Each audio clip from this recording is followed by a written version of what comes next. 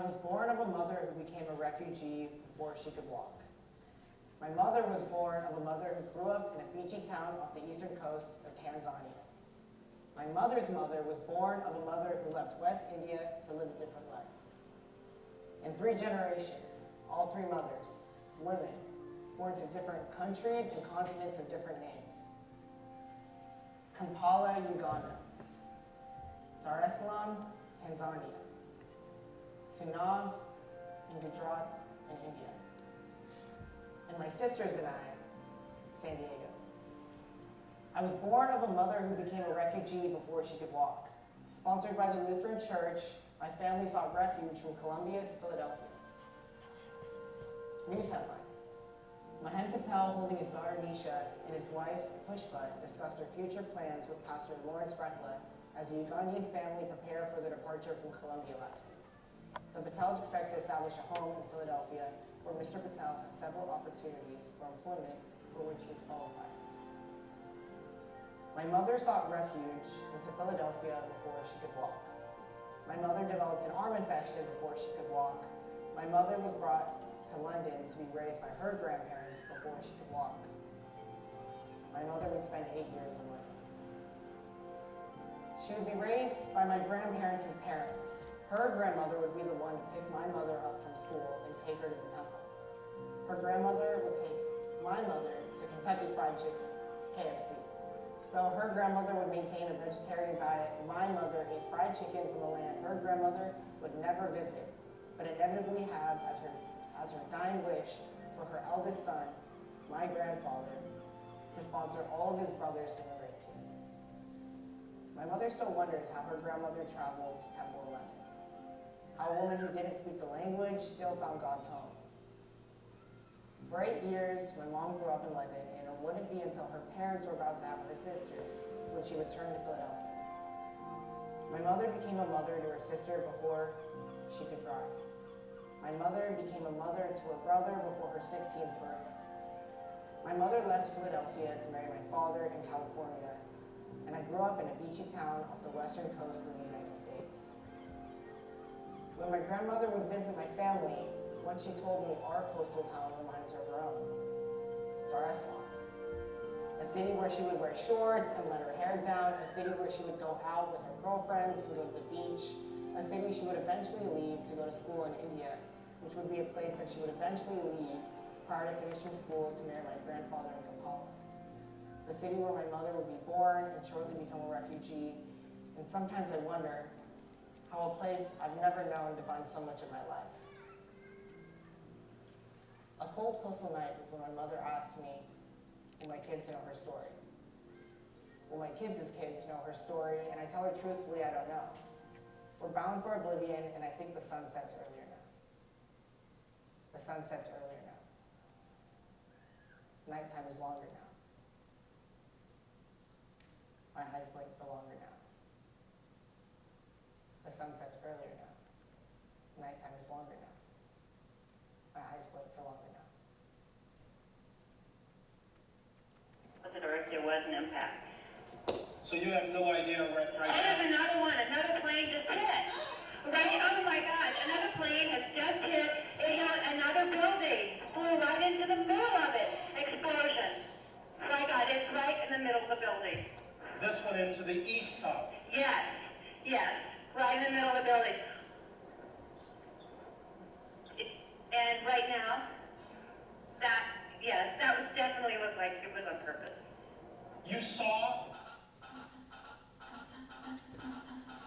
The United States military has begun strikes against al-Qaeda terrorist training camps and military installations of the Taliban regime in Afghanistan. The United Nations is set to issue an unprecedented appeal to the United States and its coalition allies to halt the war in Afghanistan and allow time for a huge relief operation.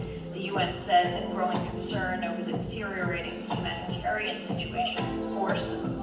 It says that 7.5 million Afghans are threatened with starvation unless the airstrikes stop. It's just about 1 day old now. The US-led war to disarm Saddam Hussein and liberate Iraq. To the massive humanitarian crisis unfolding in Central Africa, where fighting has displaced tens of thousands in the Democratic Republic of Congo. Saddam Hussein was captured by the U.S. forces in Iraq.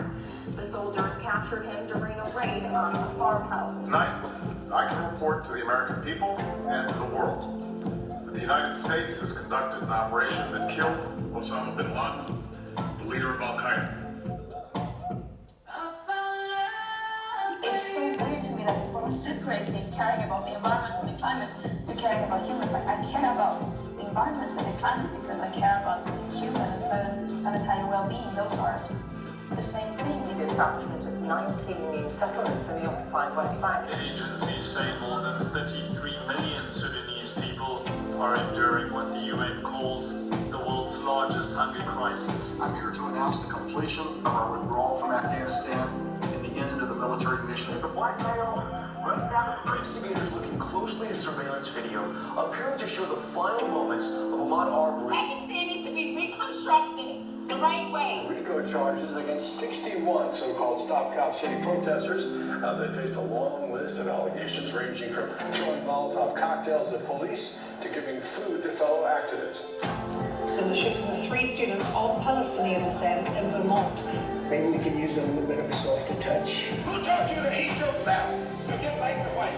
His promise to instill a culture of common sense in America. Who taught you to hate the race that you belong to?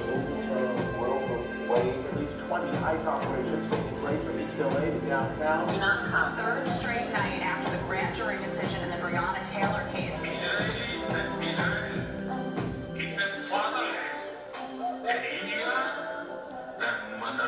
Who really won the war? Make sure you have this on your camera. حضرني على أرض صعبة لآخر نقطة دم في روحي لآخر نفس فيا لما يعني خلص هيك يبطل فيا نفس أنا خليني أموت بعديها بندفن حتى في أرضي بندفن تحت الزراعة في أرضي كان مزرعة.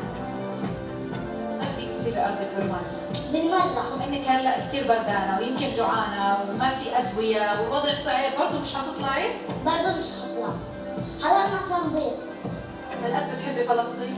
يا أطفال فلسطين ما بتخلوش عنها. زي ما حكت الأغنية أنا دمي فلسطيني أنا دمي فلسطيني.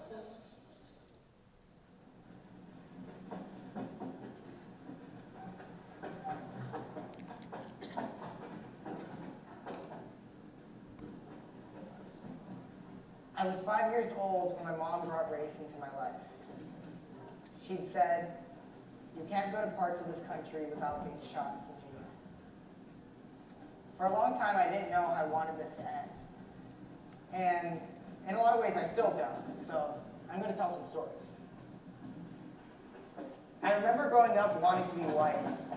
There was this kid named Justin at my school, and so on my Xbox, my character was white, and his name was Justin. I remember one time this girl was pointing at this Indian boy at my elementary school, and she said, "You're black, you're black." She then turned to me and said, "Oh, but you're brown." And how quickly 2 colors became distorted to be so violent. I remember my freshman year of college, someone reminded me saying, "I feel like as people of color, we often forget that our existence is inherently political." That afternoon, I wrote exactly that on my wall. Our existence is inherently political. And ever since, I feel like I've really just been thinking about how expansive life is and how expansive all these terms are, and how we're taught that people across the world are people that are less deserving of humanity. I was 5 years old when my mom taught me I'm not white. And still, I see whiteness as more of a mental illness, one that transcends ethnicity, race, and class. And really, whiteness has little to do with color and everything to do with ideology. And I was 20 years old when my friend would pass away, and I still don't think I've recovered from that. And I just think that it's so easy to feel like our value solely derives from what we contribute to the world. And I've really tried to practice that we're all so deeply deserving of love and compassion. And I really just find in my day-to-day that there is less villains than there are deeply complex people. And so I'm trying not to villainize people anymore. And we're all just deeply complex people with deeply complex circumstances. And there's this song at the end of this album by Ravina. It's a guided meditation. And she says, inhale light and exhale light, and surround yourself with this protective atmosphere of light. And I heard actually that when you're stressed or angry, that like less oxygen is flowing to your brain. And when you do inhale oxygen, more of your personality comes back. I was 6 years old when I first go to India, and I was 8 when that was the last time I would go to India. And sometimes I wonder how a place I've never known, not really, defines so much of my life now. I was 10 when I first started playing Pokemon, and I was 10 when I become system impacted, and I was 17 when I first read Fanon's Black Skin, White Masks, and I'd be 17 when I first read anything related to my experience in my education. I was 20 when I read Assad Hader's Mistaken Identity, which for the first time wrote into words what I felt but never really knew how to say. And that was in the West, so many of us are made to feel the same. And because we're made to feel the same, in a lot of ways we are ambiguous by nature. Ambiguous by nature. And I don't know how old I was when I first understood that when I go to bed, I used to think that when I'd go to bed, I'd live the lives of everyone around me. And there's this idea in Buddhist and Hindu thought called Atma, where it describes the notion of the soul. And it basically says that all of our souls are made up of the same substance. So the fire in the sun is the same fire within your gut. And I've, for a long time, felt this interconnection with other people. And I think as I've gone older, that interconnection has gotten a little bit more blurry, but I'm trying to find that again.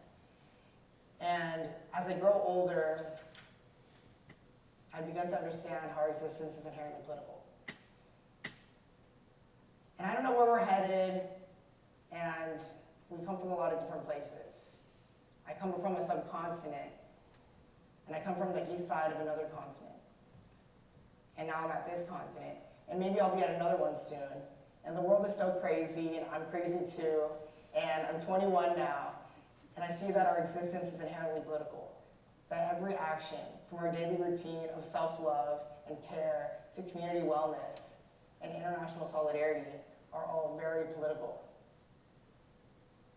So take care of each other, take care of this land, know this land, know each other, know this history, know what's beautiful and chase it, and act with beauty and with kindness and compassion.